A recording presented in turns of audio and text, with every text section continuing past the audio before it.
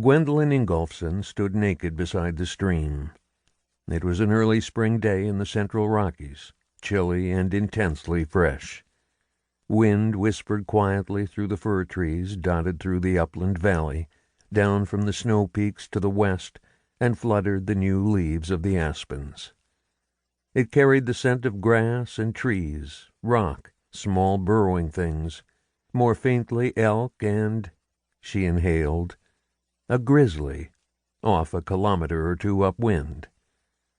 For a moment she gave herself to the wind and silence, face turned to the morning sun, watching a condor sweep its shadow across the flower-starred meadows. Then she turned back to her camp. The fire was out. Her last meal of hand-caught trout and rabbit scorched scraps in the ashes. Beside it was a tripod of spears, shaped ashwood tipped with chipped flint heads bound on by rawhide. Her obsidian knife and hide bag hung from them. For a moment she considered taking some of the gear for keepsake, then shook her head. The memory would stay with her, of making them and using them these past 6 months. Let wood and leather and stone rot and tumble, and the land grow over them. Or let another find and use them. There were 2 or 3 species in this reserve with the hands and the wit, perhaps even feral humans. She spoke to her transducer. Now. The wait was not long. Her ears pricked forward at the whistle of cloven air. A speck fell out of the sky, became a matte gray flattened wedge 10 meters long by 5 wide.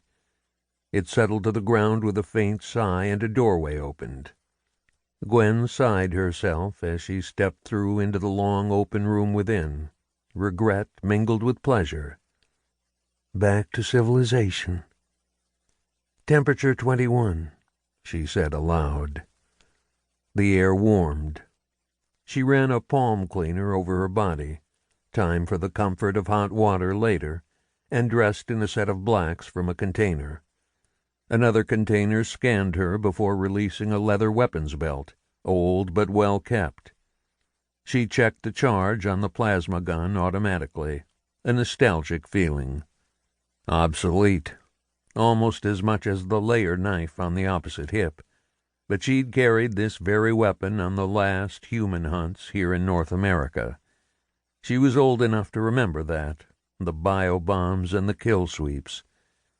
Then she sat in the recliner at the nose of the aircraft.